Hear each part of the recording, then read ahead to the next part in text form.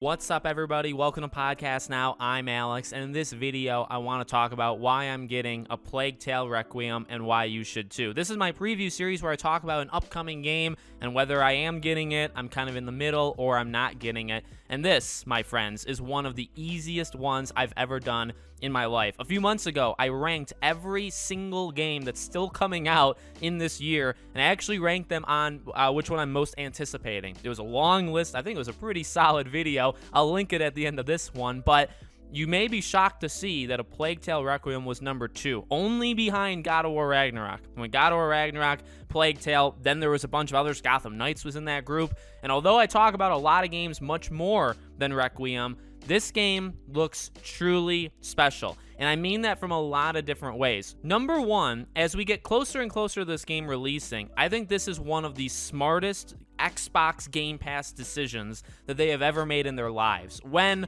it was first announced that this game existed and it's coming out, I believe that very moment they announced it was going to be on Game Pass, and I'm pretty sure at that time I actually had already played Innocence, and I was like, wow, that is a steal.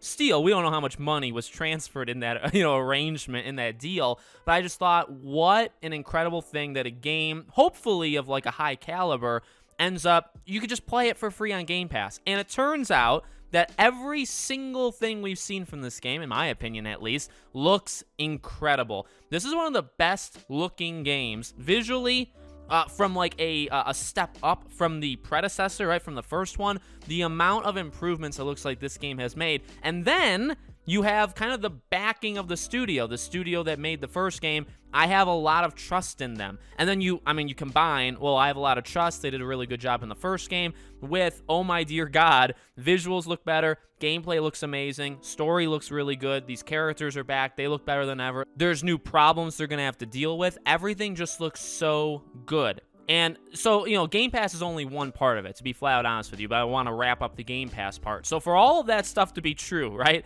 the gameplay, the story, all that, and then for it to be on Game Pass is nuts to me. Xbox not having their own thing, really their own exclusive this entire fall. Yes, they do have some, but like big, like a Starfield level, they don't, but they have games like this, and this being, I think, the headliner, that, to me, come on, you can play this, and it's a full price game. This is, I believe, a $60 game when it releases on October 18th. So if you're getting this game for PS5, you're paying the full price. If you get it for Xbox, you're paying nothing. So I think this game is worth it, though. With that being said, I don't want to hamper too much on it being free, because it's not free depending on the system you have. But I think this game is worth it, truly, no matter what. You take a look at literally anything. Every time they've shown this game so far, okay, and I'm honestly done. Like, I don't need to see any more of this game, and I don't think there's that much more they're willing to show anyway.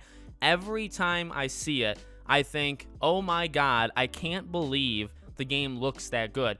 First, I mean that with the visuals, because I think the lighting in this game is very, very special. I think the character models look very, very special. I just think for being like not a AAA studio and not even necessarily AAA games, like Innocence is more indie, quote unquote. Like I would really call it, I guess, AA, right? Because you got like AA, you have indie below it, and then you have AAA above it. And I guess you have quadruple A coming as well. Really, I think Innocence was looked at by a lot of people as this is an under-the-radar game. It's not too long. Innocence is not the biggest game of all time. The studio's not that big. They really have never hit it big like a Plague Tale Innocence until a Plague Tale Innocence, right? So they've never really done it before. There wasn't that many eyes on it, and it was, that kind of like AA experience. And this game looks about as AAA as you can get for it, I guess, technically still not being that, right? I don't think this game is considered a AAA game, but it probably is going to be better than most AAA games they released this year. I'm willing to say that.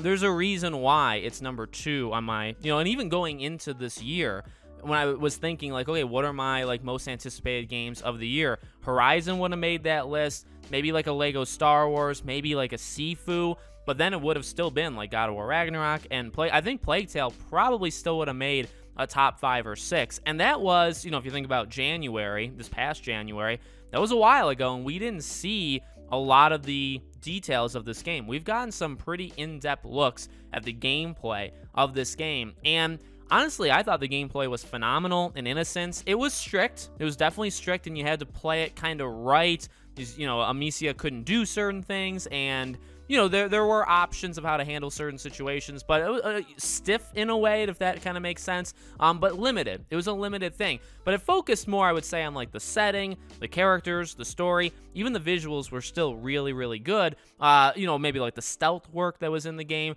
Those were the highlights. The combat, the gameplay really wasn't, but this one, it's like, and that's kind of the thing, right? Because in this game, I would expect the visuals to look like how we've seen them so far, which I think are going to blow me and many other people away. The gameplay, and by gameplay, let's just mean like moving the rats and getting from point A to point B, and the changing of the environments and like things like that. I think that's going to be good because it was good in the first game. The characters, the story, all that stuff I really do expect to be extremely well done. That's the bread and butter of this game. But now when you watch it and you say, oh my God, the combat looks awesome. Like, it's not just moving rats. It's not just about getting the enemies to a very specific point. And again, you can only do a couple different things. You got more weapons. Amicia is a lot more powerful. She's seen things. She's done things. She's able to take out people. It just looks overall better. And that really is what you would hope for. It's almost like, the games that the sequel makes those gigantic jumps over the original. You think to like Uncharted is a good one, Assassin's Creed is a good one, many, many more, right? But those are two pretty solid ones. You think to that, and the first game still has to be pretty good. I feel like we're almost seeing this in real time. Like, we're seeing in 2-3 years, we'll be saying, yeah, when we talk about games that have that huge jump from 1 to 2, that was this game. With that being said, though, I don't think it's all set in stone because, again, the story and characters were so good in the first game. Will it work again for the second game? I think it will because Hugo's general issues are still kind of the same, but Amicia now has new issues. So they could really, if they wanted to, flip this on its head, literally because she, bleeds out of her head. They could really flip this, and by the end of the game, I wouldn't be surprised if Amicia was the one in grave danger. I kind of want to do a theory video one point, or some point, I guess, before the game comes out. I wouldn't be shocked, if you told me that they would kill her in a huge, we're gonna pull a huge twist on you guys, we're gonna kill her, and you would just play as Hugo in the third one. I wouldn't be all that shocked. I get that the game's mechanics are basically, you're leading and you have this companion with you. That's a huge part of it. So if you lose one of the two, how do you do a third game? And I think there will be a third game. You don't make a second game without the idea of a third game. But I wouldn't be all that shocked if maybe Hugo took, or maybe just it was reversed and Amicia becomes so weak that she can't do much, and then Hugo is the lead of the third game. He's the one you can control him, or you do control him in the first game a little, but I wouldn't be shocked. So there could be story elements of this game for sure that make it better than the first one, but at this point, it's I'm kind of just hoping everything stays relatively solid, relatively the same, I guess, or a quality level, and then the things that were a little bit weaker in the first game, that is where you're going to really see, I think you already do, you massively see the jump in specifically hand-to-hand combat / the weapon use. You see that jump.